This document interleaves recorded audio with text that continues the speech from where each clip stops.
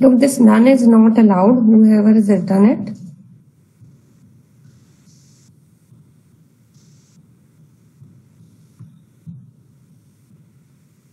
You have to give 2 names at least. If you need time, you can do it by the evening. But one should give at least 4 names, 2 for the vice chair and 2 for the treasurer. So let's start with our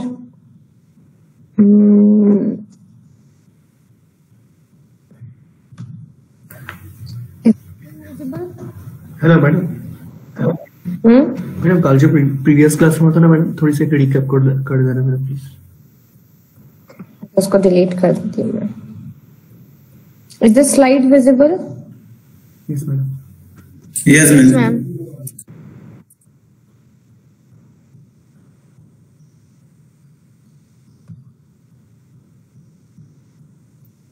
ma'am hello. हाँ जी ma'am we can give names by evening right?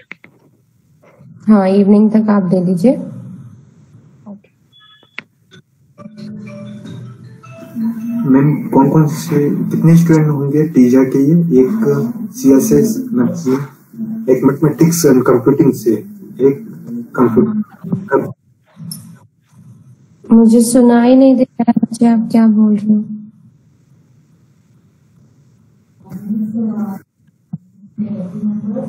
देखो हर्षित कटियार का मैंने response,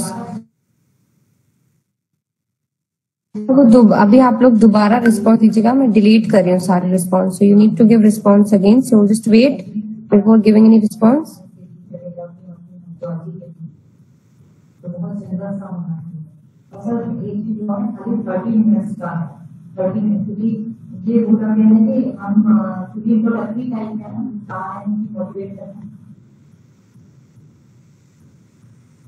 Okay, so you whoever have responded yes, they can respond again.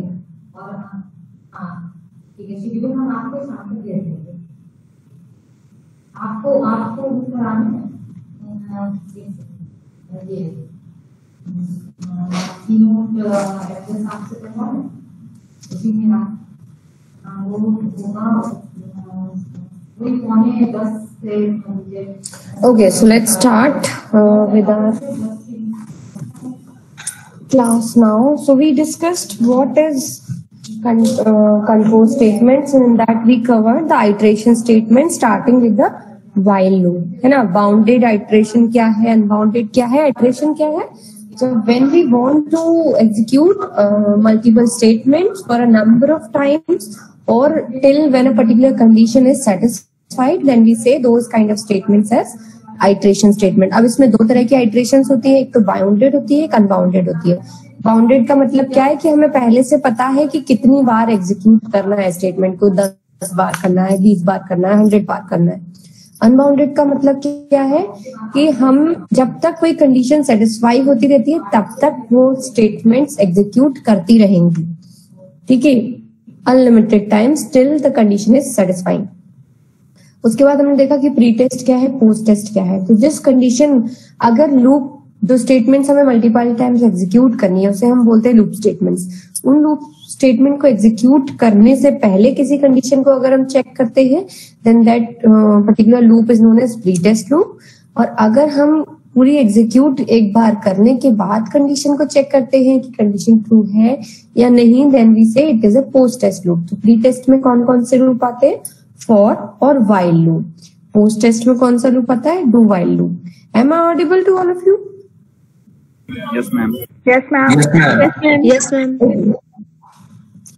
Discuss कि loop control variable क्या है। Loop control ऐसा variable है जो आपके लूप को पूरी तरीके से हैंडल करता है, कंट्रोल करता है, और आपका लूप जो है कितनी बार चलना है, कब तक चलना है, वो किसके थ्रू डिसाइड करते हैं? With the help of loop control variable. इसके 3 प्रोसेसेस होते हैं जो हमें हमेशा एवरी लूप में लूप कंट्रोल वेरिएबल के साथ एग्जीक्यूट करना है। क्या क्या है? एक तो आपका लूप कंट्रोल वेरिएबल का इनिशियलाइजेशन, उसको एक वैल्यू से स्टार्ट करना, और दूसरा है कि उसको अपडेट करना। अपडेशन हम कहाँ करते हैं? With in the loop. Updation करते हैं ताकि आपका लूप जो है इन्फिनाइटली एग्जीक्यूशन में नहीं चला जाए, लूप ना बन जाए। इसलिए हम क्या करते हैं, अपने लूप को अपडेट करते हैं every time with in the loop, ताकि एक पॉइंट ऐसा आए जब आपका लूप की स्टेटमेंट्स रिपीटेडली एग्जीक्यूट होना बंद हो जाए। Is that clear? समझ आ रहा है Shivam? Shivam, you there? Yes, ma'am. Amit, are you getting it?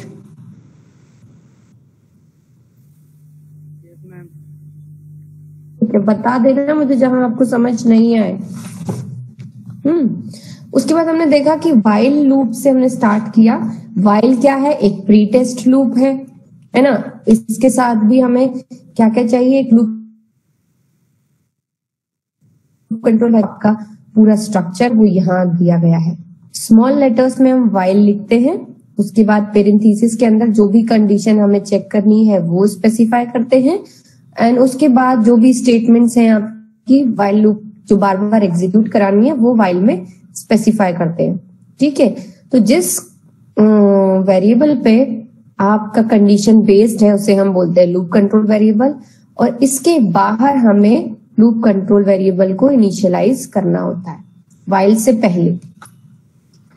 Okay, and then हाँ, कब तक एग्जीक्यूट करेगा?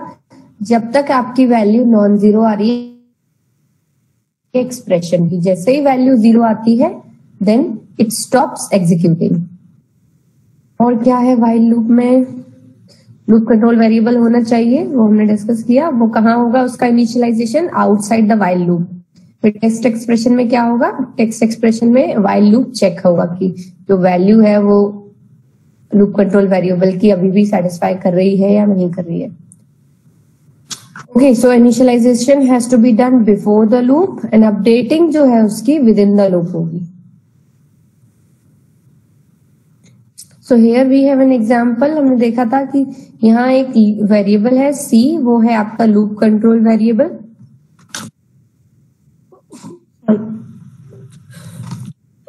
Oh my God. ओके, तो लूप कंट्रोल वेरिएबल आपका कौन सा है?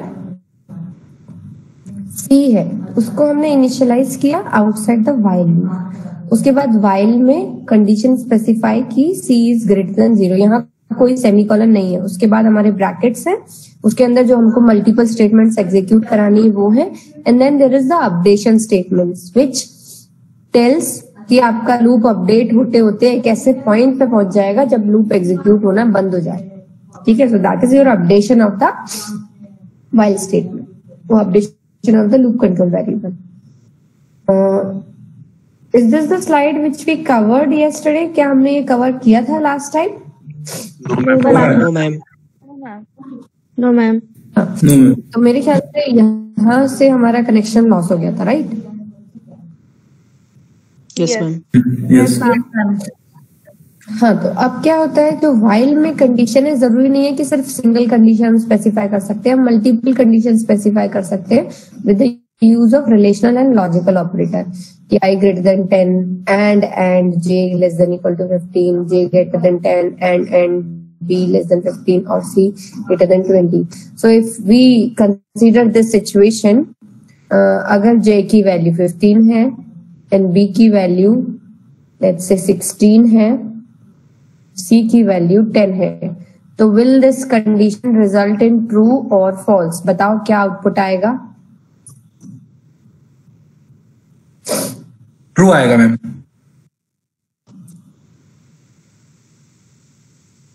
ट्रू। क्यों ट्रू क्यों आना चाहिए?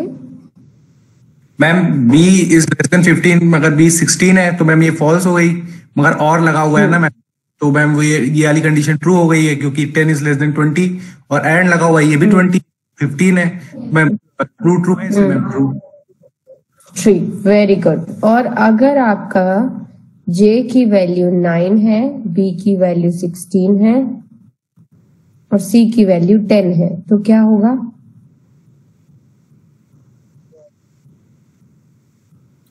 मैम फॉल्स हो जाएगा। मैम फॉल्स होगा मैम। बिकॉज मैम वो जो जे इज ग्रेटर देन 10 लगा हुआ है तो जे बराबर 9 ले रहे हैं, और अंदर अगर हम लोग दोनों को सेटिस्फाइड भी कर देते हैं लेकिन बीच में एंड लगा हुआ है, एंड मतलब दोनों सेटिस्फाइड होने चाहिए, मतलब उधर का दोनों में से एक होना चाहिए और इधर का तो एब्सोल्युटली होना ही चाहिए, बट जे वाली कंडीशन सेटिस्फाइड नहीं हो रही है। ठीक है, वेरी गुड। ओके, सो इसलिए हम यहाँ पे हमने क्या बताया कि मल्टीपल कंडीशंस को भी व्हाइल लूप में, किसी भी लूप में हम स्पेसिफाई कर सकते हैं, है ना। ये जो पेरेंथीसिस है इसके अंदर मल्टीपल कंडीशन स्पेसिफाई कर सकते हैं, जैसे हम इफ एल्स में कर सकते थे, इसके साथ हम कितनी भी नंबर ऑफ कंडीशंस दे सकते थे। देन ओके, हाँ, फॉर एवर एग्जीक्यूट होने से हमें अवॉइड करना चाहिए। अब जैसे इस केस में क्या हो रहा है, इंट आई इक्वल्स टू 1 है, then I less than equal to 10 है and print this statement I. तो इस केस में क्या होगा, कोई आउटपुट बता सकता है मुझे? मैम 1 1 1 1 1 आता रहेगा मैम। कहाँ तक आएगा 1 1 1? इनफाइनाइट। Ma'am 10 times. कितने लोग बोलते हैं infinite आएगा? Infinite ma'am, infinite. मुझे तो ऐसा लग रहा है 10 टाइम्स आना चाहिए। नहीं मैम मैम, अपडेशन नहीं हो रहा है। कंडीशन फॉल्स नहीं होगी ना, इसमें आई की वैल्यू अपडेट नहीं होगी तो अनंत बार चलता रहेगा। वेरी गुड, क्योंकि हमने अपडेट नहीं किया है तो आई हमेशा 1 ही है और 1 हमेशा 10 से लेस देन है, तो हमेशा कंडीशन ट्रू रहेगी और आई की वैल्यू इन्फिनाइट लूप में चली जाएगी और आपका प्रोग्राम आपको अटक जाएगा और कोई रिस्पॉन्स नहीं देगा। ठीक है, तो जब लूप्स आप डिजाइन करते हैं तो आपको बहुत ध्यान रखना है कि आपका जो प्रोग्राम है वो इन्फिनाइट लूप में ना फंस जाए, क्योंकि वो अनरिस्पॉन्सिव हो जाता है उस समय, क्योंकि सीपीयू बहुत बिजी हो जाता है तो रिस्पॉन्स करता ही नहीं है ना। तो उसे रोके कैसे, ये भी बहुत प्रॉब्लमेटिक हो जाती सिचुएशन। ओके, प्रोग्राम में व्हाइल के बाद एक कर्ली ब्रेस नहीं होगा? पैरेलल लूप क्या मतलब?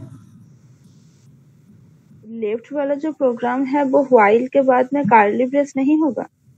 नहीं, यहाँ देखो, कल मैंने आपको क्या बताया था, कर्ली ब्रेसेस हमें तब स्पेसिफाई करने होते हैं जब मल्टीपल स्टेटमेंट है। अगर सिंगल स्टेटमेंट है तो वो अपने आप उसको पता रहता है कि this belongs to while loop only. ठीक है, देखो यहाँ 2 स्टेटमेंट है, 1 और 2, इसलिए हमने कर्ली ब्रेसेस लगाए हैं। Is it clear Riya? Yes ma'am. Okay, जो हम डिक्रीमेंट भी कर सकते हैं, इंक्रीमेंट भी कर सकते हैं with in the body of the while loop, है ना। किसको हमें इंक्रीमेंट करना है? अब द लूप कंट्रोल वेरिएबल है आपका इंटीजर टाइप का हो सकता है या फ्लोट टाइप का हो सकता है। कैरेक्टर, स्ट्रिंग वगैरह कुछ अलाउड नहीं है, ओनली फ्लोट या इंटीजर अलाउड है। तो आपने यहाँ क्या लिया है, float a is equal to 10.0 and a less than equal to 10.5। Printf, अब इसका क्या आउटपुट आएगा, कोई मुझे बता सकता है? Ma'am rain drops on roses and whiskers on kittens, ma'am 5 times operate होगा मैम। 5 टाइम्स क्यों होगा, 10 टाइम्स क्यों नहीं होगा? मैम जो अपडेशन 0.1 के हिसाब से है ना मैम, 10.5 लगा हुआ है और हम लोग इंक्रीमेंट जो कर रहे हैं वो 0.1 टाइम्स कर रहे हैं। अच्छा, और अगर मैं यहाँ पर a is equal to a plus 0.2 करती हूँ तो कितनी टाइम एग्जीक्यूट होगा? 2 बार ma'am. 2 time ma'am 2 times 2 times होगा। और अगर a is equal to a प्लस 0.01 करती हूँ तो कितनी टाइम एग्जीक्यूट होगा? 50 टाइम्स। 50 ma'am, 50 times. 50 टाइम्स। कितने लोग बोलते 50 टाइम्स होगा?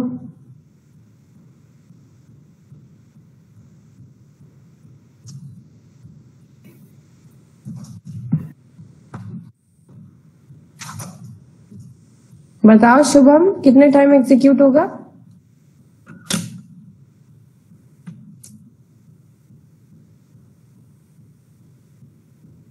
शुभम, समझ आ रहा है यहाँ पे हम क्या कर रहे हैं?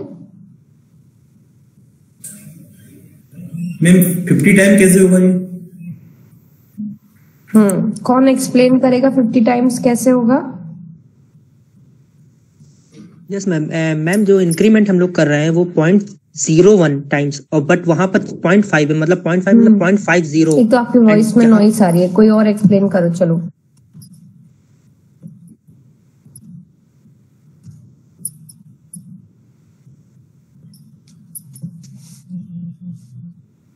जूही,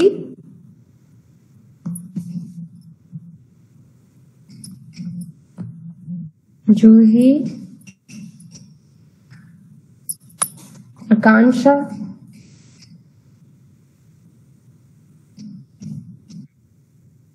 is my voice audible to you? Yes, ma'am. Yes ma'am. तो जूही आप हैं या नहीं क्लास में? मुझे तो दिख नहीं रही है जूही। चलो और कौन है? आकांक्षा,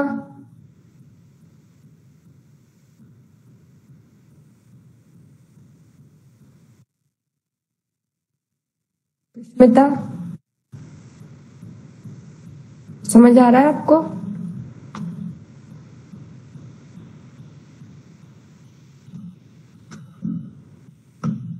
यहाँ तो रिस्पॉन्स ही नहीं कर रहे हैं बच्चे, क्लास छोड़ के चले गए हैं क्या?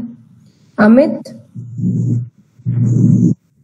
मैम हम बताएं, एक बार कोशिश कर रहे हैं।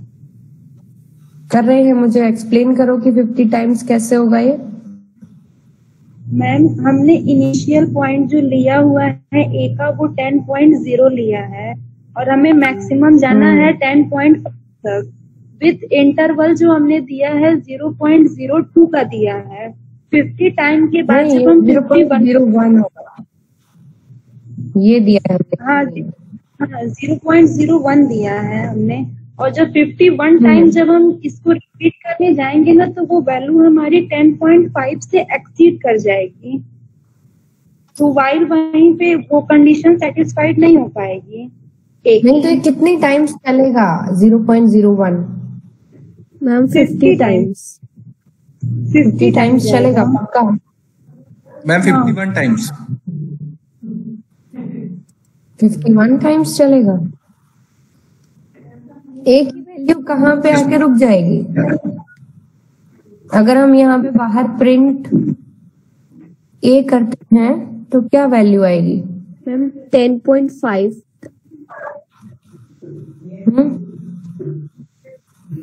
10.51। 10. कितनी आई? 51। Very good. चलो ओके, सो हेयर वील सी कि डिफरेंट तरीके से हम व्हाइल लूप से किस तरीके से horizontal row of 50 asterisks. Asterisks पता है ना क्या होती है? This is your asterisk.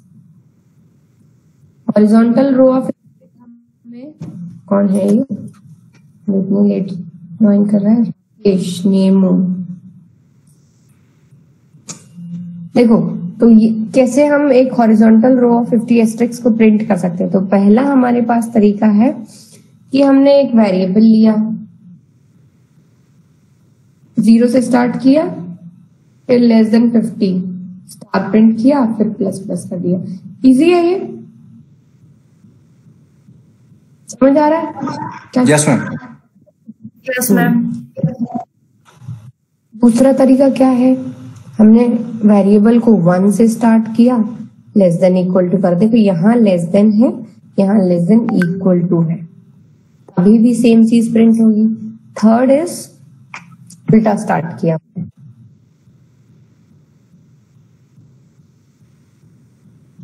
तीनों वर्जन समझ आ रहे हैं? Yes ma'am. मैम डिफरेंस क्या है तीनों में? कोई डिफरेंस नहीं है, आपका लूप वेरिएबल की जो वैल्यूज है उसमें डिफरेंस है। यहाँ 0 से स्टार्ट हो रहा है, यहाँ 1 से स्टार्ट हो रहा है, यहाँ 50 से स्टार्ट हो रहा है। ठीक है, क्योंकि इनिशियलाइजेशन डिफरेंट है इसलिए कंडीशन भी डिफरेंस है। ठीक है, सेम जो काम है आपका, आप किस तरीके से अलग अलग तरीके से सोच सकते हैं, कर सकते हैं। Okay yes ma'am. Yes ma'am.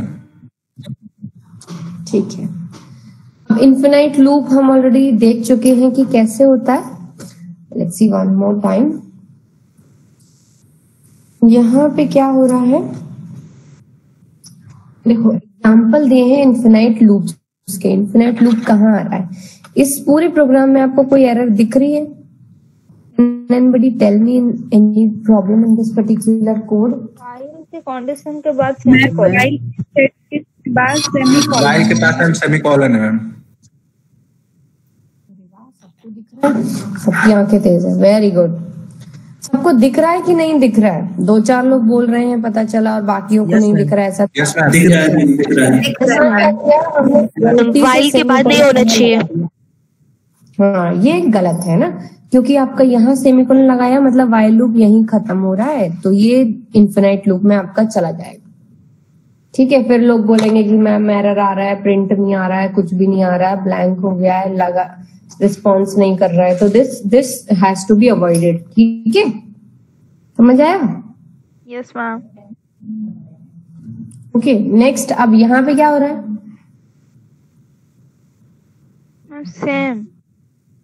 Same चीज है। क्या किया हम? गलती से यहाँ पे हमारा सेमीकोलन फिर आ गया। ठीक है, बाकी उसमें लॉजिकली कोई एरर नहीं है, बट वो क्या एरर आ गया आपका? टाइपिंग एरर आ गया, सिंटेक्स में एरर आ गया। यहाँ क्या इशू है? क्यों है ये इन्फिनाइट? मैम कोई कंडीशन तो मैम हमेशा ट्रू रहेगा ये। हमेशा ट्रू है, वेरी गुड। को एग्जीक्यूट होना चाहिए। यहाँ जो लास्ट वाला है ये इन्फिनाइट है या नहीं? इन्फिनाइट होगा मैम, क्योंकि सी का वैल्यू जीरो नहीं आएगा, क्योंकि सी का वैल्यू सी का वैल्यू जीरो, सी का वैल्यू नहीं होगा, जीरो नहीं आएगा। सी का वैल्यू अगर नेगेटिव में भी चला जाएगा तो वहां पर कोई कंडीशन नहीं है कि फॉल्स हो जाए। हाँ, क्योंकि जीरो नहीं है, अगर नेगेटिव है तब भी वो ट्रू है। ठीक है, यस मैम। समझ आ रहा है? कितने लोग हैं जिसको ये लास्ट वाला समझ नहीं आ रहा है, ये इन्फिनाइट है या नहीं है? ऐसा कोई है? मैम हमें नहीं आ रहा लास्ट वाला। देखो यहाँ क्या हुआ, सी की वैल्यू 5 से हमने स्टार्ट किया, पहली वैल्यू प्रिंट हुई 5, उसके बाद c इक्वल्स टू c-2 कितना हुआ? 3, तो 3 प्रिंट हो गया। c equals to c-2 then 1 print हो गया। c equals to c-2 1 minus कितना हुआ? 2, व्हाट इज दिस?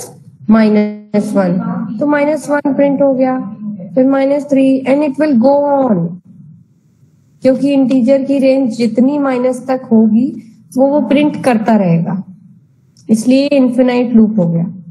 क्योंकि जीरो कहीं आया ही नहीं, जीरो आता तो रुकता। और अगर हम c की वैल्यू इनिशियल 6 करते हैं तो will this be an infinite loop? Still it will be an infinite loop? No ma'am. क्यों? सबसे पहली वैल्यू क्या प्रिंट होगी? 6, के बाद 4, देन 2, देन 2 0। हाँ, जैसे ही 0 आएगा है ना, 642 आपका प्रिंट होगा, जैसे ये वैल्यू 0 होगी आपकी प्रिंटिंग नहीं होगी। तो 6 जो इनिशियलाइजेशन है उस केस में ये आपका लूप एग्जीक्यूट कर जाएगा पूरी तरह विदाउट एनी इंफिनिटी, है ना। मैम क्यों नहीं प्रिंट होगी? कहाँ पे? 0 तो यहाँ आया। तो क्या होता है, कंट्रोल कैसे ट्रांसफर होता है लूप में? व्हाइल में क्या होता है, सबसे पहले आपने इनिशियलाइज किया, इनिशियलाइज करने के बाद जो होता है कंट्रोल जाता है आपका टेस्ट एक्सप्रेशन पे। टेस्ट एक्सप्रेशन अगर करेक्ट है, ट्रू वैल्यू आ रही है, तो आपकी बॉडी में ट्रांसफर होता है, बॉडी में पहली स्टेटमेंट एग्जीक्यूट होती है, अपडेट होती है जैसे ही वैल्यू लास्ट आपकी जो भी स्टेटमेंट है, उसके बाद अगेन आपका कंट्रोल जाता है टेस्ट कंडीशन पे। अगर टेस्ट कंडीशन ट्रू होगी तो आपकी बॉडी फिर से एग्जीक्यूट करेगी, अदरवाइज नहीं करेगी। तो यहाँ क्या हुआ, सबसे पहले 6 प्रिंट हो गया, उसके बाद यहाँ प्रिंट हुआ, उसके बाद वैल्यू हुई यहाँ पर 4 वैल्यू हुई, यहाँ चेक हुई 4। क्या आपकी जो वैल्यू है 0 है? नहीं है। तो लूप एंट्री कहाँ हुई? अगेन प्रिंट एफ में। तो प्रिंट एफ से वैल्यू प्रिंट हुई 4, अगेन द वैल्यू बिकम्स 2 होने के बाद फिर से वो कहाँ जाएगा? कंडीशन चेक होने के लिए। कंडीशन जैसे ही चेक होगी 2 is not equals to 0, this is true, तो उस केस में 2 अगेन बॉडी के अंदर आपकी कंट्रोल जाएगा, देन इट विल प्रिंट 2। उसके बाद कंडीशन सी की वैल्यू हुई 0, again it will go to condition. इस केस में यहाँ 0 होने की वजह से लूप एग्जिट कर जाएगा। Is that clear? मैम सी की वैल्यू 6 है तो फिर 0 क्यों? सी की वैल्यू 0 क्यों ले रहे हैं हम लोग? लास्ट 0 कहाँ बच्चे? हमारे जो भी टेक्स्ट एक्सप्रेशन है उसकी जो फाइनल वैल्यू होगी या तो नॉन जीरो हो सकती है या 0 हो सकती है। अगर नॉन जीरो है तो ट्रू है, 0 है तो फॉल्स है। ठीक है, तो जब तक non zero value, non zero मतलब पॉजिटिव नेगेटिव एनी, लेकिन 0 है तो वो फॉल्स होगा। Okay ma'am. अगर सी को हम 6 से इनिशियलाइज करते हैं उस केस में। हाँ मैम, जो थर्ड वाला केस है इसपे हम लोग जो वैल्यू को है उसको अपडेट भी तो करेंगे, तो उस हिसाब से तो कोई जरूरी नहीं कि वो इन्फिनाइट आएगा, तभी भी इन्फिनाइट आएगा, क्योंकि हमने यहाँ पे क्या लिखा है 1। कोई लूप कंट्रोल वेरिएबल की जरूरत ही नहीं है, दिस इज ऑलवेज 1। कंडीशन क्या चेक हो रही है? इज इट ट्रू और नॉट? क्या है? हमेशा 1 है मतलब ट्रू है। ठीक है, तो मतलब मैम इसमें इनिशियलाइजेशन और अपडेटिंग का कोई मतलब नहीं है। हाँ, फिर कोई मतलब ही नहीं था। मतलब आप भले ही यहाँ पे 1 लिख लो, i++ कर लो, but it is not affecting the condition. अगर कंडीशन ये होती कि i <= 1 है ना, तो आपका जो लूप कंट्रोल वेरिएबल है वो इफेक्ट करता है इसको, बट क्योंकि उससे कुछ प्रॉब्लम वो ही नहीं है relation, it is always true in any case, तो फिर क्या होगा? आपका एग्जीक्यूट इन्फिनाइट होगा। ठीक है? Yes ma'am, is it clear? Yes ma'am. Yes ma'am. UP Shukla ji, आपको क्लास की टाइमिंग पता नहीं थी क्या?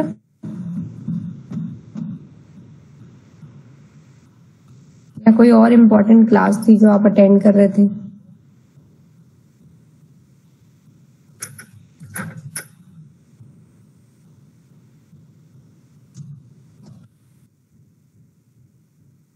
Then comes the sentinel value। sentinel value क्या होता है कि जैसे मैंने बताया आपको कि या तो हमें एडवांस में पता हो, ठीक है, कि कितनी बार एग्जीक्यूट करना है, या हम ऐसी कोई वैल्यू हो जिसके बेसिस में हम ये डिसाइड कर सकें कि जो कंडीशन है वो ट्रू है फॉर एग्जीक्यूशन।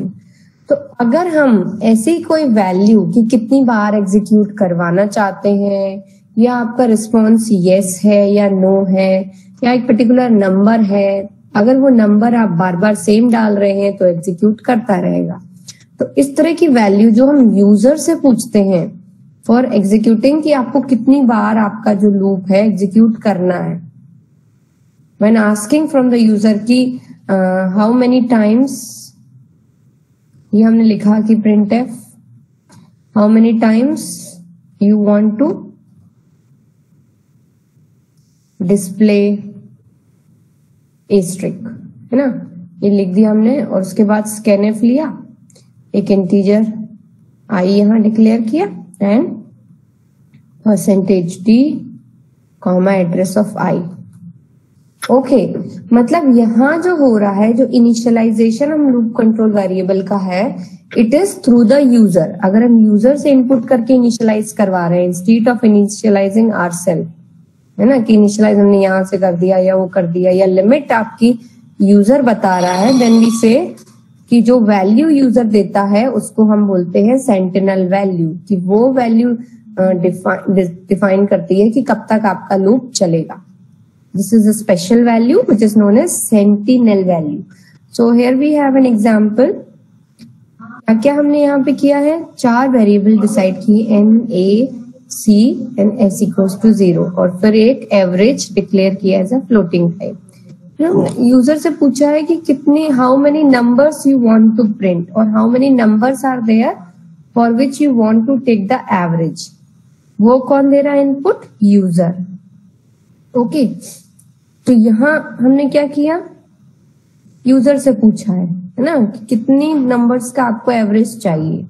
तो जैसे लेट्स से कि हम चाहते हैं कि 5 नंबर का एवरेज हो, तो वो आपकी लिमिट हो गई है ना, जब तक आपका ये लूप चलना चाहिए, जब तक आपकी एडिशन परफॉर्म हो, एवरेज कैलकुलेट हो. फिर उसके बाद हमने वो सारे नंबर्स पूछे कि कौन कौन से हैं. ये कितनी बार पूछेगा कौन कौन सा नंबर है, 5 टाइम्स. तो this n is your sentinel value. तो ये n डिसाइड कर रहा है कि जो आपका लूप है, कि enter your number and then addition that number to the sum and then incrementing the loop control variable depends on this n value, है ना, लिमिट डिसाइड हो रही है. then this is known as your sentinel value. is it clear? Yes, ma'am. Yes, ma'am. अब Yes, ma'am. यहाँ पर एक चीज है देखने वाली कि n equals to 5 हम सेट कर रहे हैं. तो ये जो वैल्यू है आपकी, जो वैल्यू आप असाइन कर रहे हो, जो डिफाइन कर रहे हो, है ना, वो आपकी सेंटिनल वैल्यू है. ओके, अगर आपने 5 इनपुट किया या 10 इनपुट किया या any value which you are inputting या जो यूजर इनपुट कर रहा है, वो आपकी सेंटिनल वैल्यू है. वेरिएबल को हम सेंटिनल नहीं बोल रहे हैं, वैल्यू को हम सेंटिनल बोल रहे हैं. There is a sentinel variable also which we will discuss later. ठीक है, तो जिस वैल्यू में वो असाइन हो रहा है आपकी सेंटिनल वैल्यू, वो आपका सेंटिनल वेरिएबल है.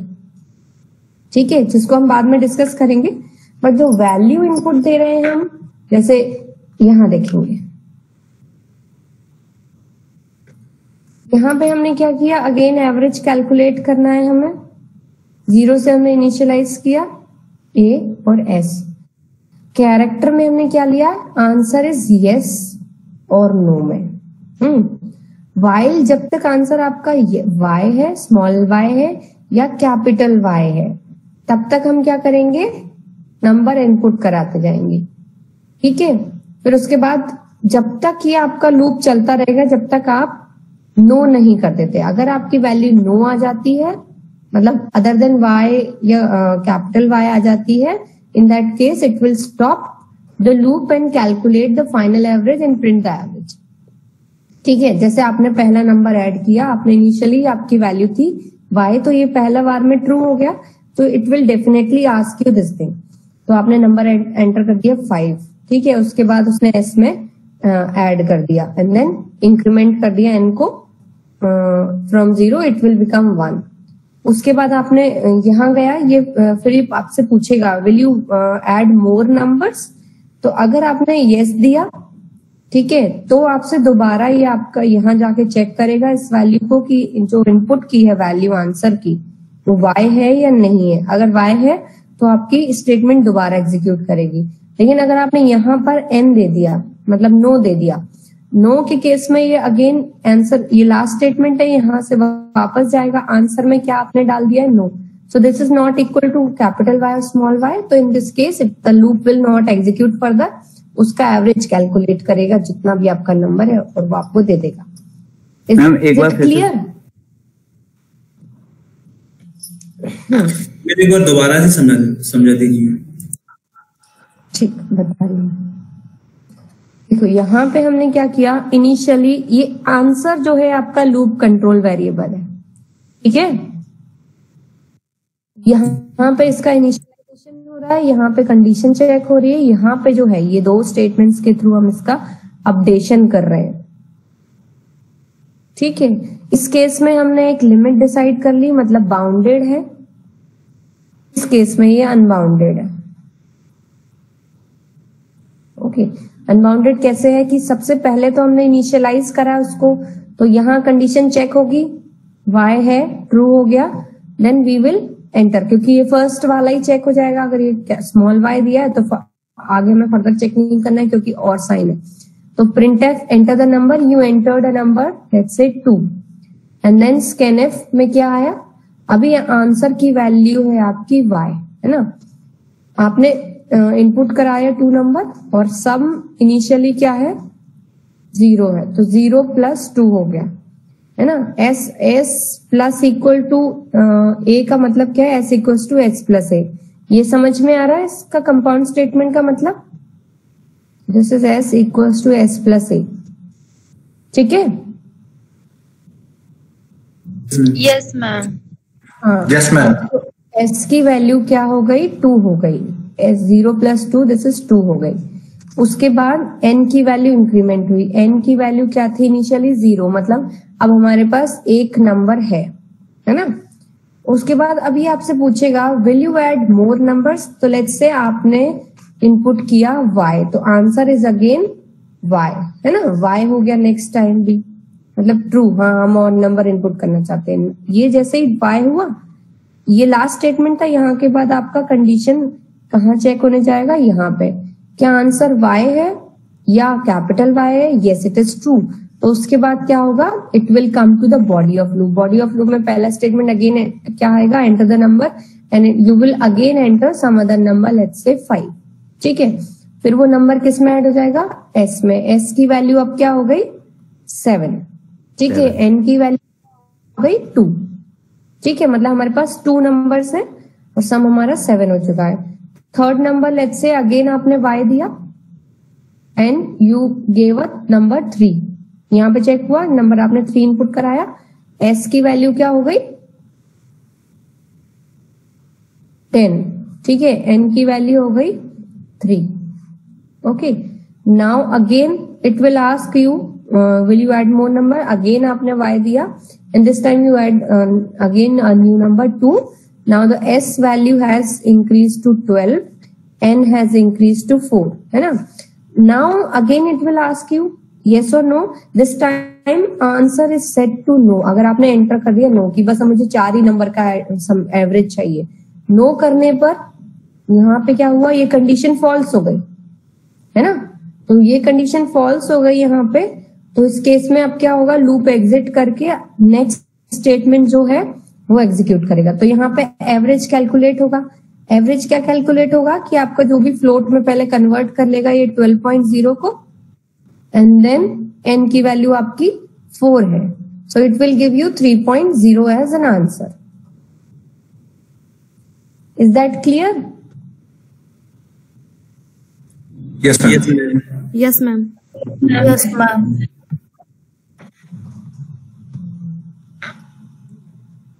चलो ट्राई करो इसको प्रिंट कराने का। Write down the program for this particular question.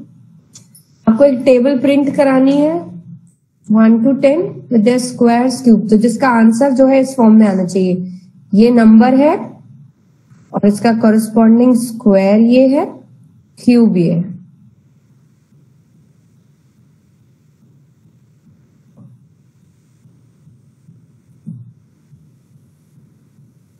Can you do this?